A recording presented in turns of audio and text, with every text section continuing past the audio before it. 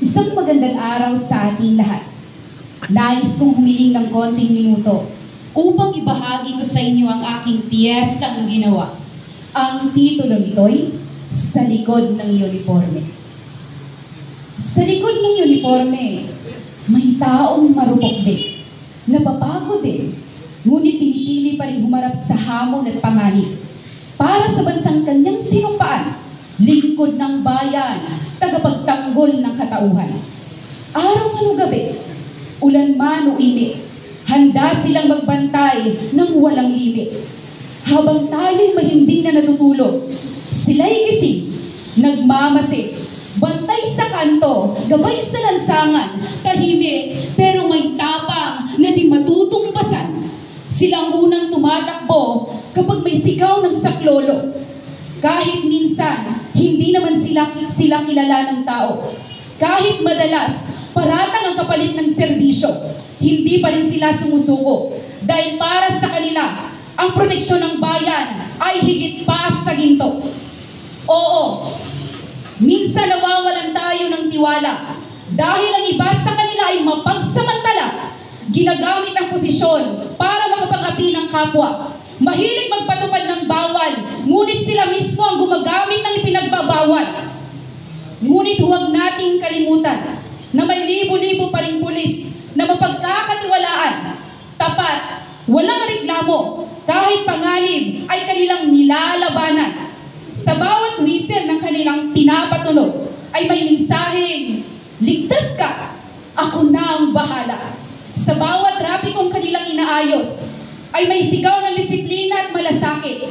Sa bawat ngiti nila, ito ay sumisimbolo ng pag-asa na hindi pa huli ang lahat, na may mabuti pa rin sa uniformeng asul, na may puso pa rin busila at totoo. Kaya bago mo sila husgahan, subukan mong makita ang kanilang pinagdaraanan, ang mga gabing walang tulog, ang mga panahong malayo sa pamilya, ang takot na baka hindi makauwi, pero sige pa rin, dahil tungkulin daw at bayan mo na lagi. Minsan, habang iba'y nagdiriwang ng Pasko, sila'y nasa lansangan, nagbabantay sa kanto, habang iba'y nakaupo sa hapag, sila'y nakatayo sa gitna ng trapiko na puno ng pawis at kung minsan ay basa pa sa ulan. Pero may ngiti pa rin sa kanilang mukha, sapagkat para sa kanila, ang sakripisyo ay hindi kawalan, kundi isang karangalan.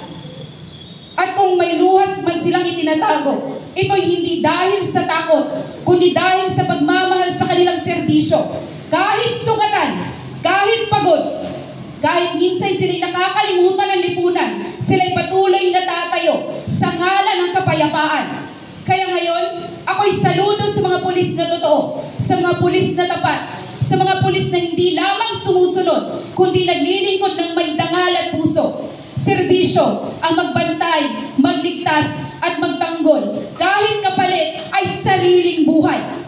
Dahil sa likod ng uniforme ay hindi lang baril o bala ang kanilang dala, kundi pangarap ng isang bansang payapa.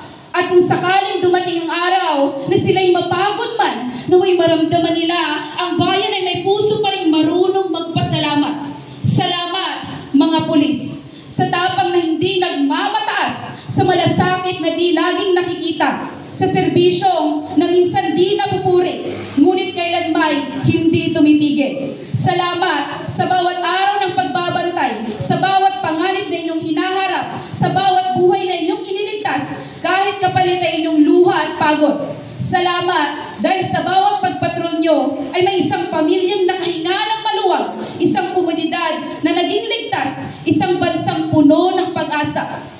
Kaya ngayon, taas noo kung sasabihin, mabuhay ang mga pulis ng bayan, mga bayani sa bawat kanto, mga tagapagtanggol sa bawat sigaw na saklolo, mga tagapagsilbi ng kapayapaan, na sa likod ng uniforme ay may pusong handang magmahal, magtiis at maglingkod ng tapat. Saludo kami sa inyo, sa bawat pulis na may dangal at malasakit. Kayo ang haligi ng katahimikan, ang anino ng katarungan, at ang sandigan ng mga mamamayan. Sa likod ng uniforme, may bayani, tahimik, matatag, totoo. Ang pulis ng bayan, ang tagapagtanggol ko, tagapagtanggol tanggol mo. At sa huling salita ng piyesang ginawa ko, isang malakas na palakpak at isang taus-pusong maraming salamat po.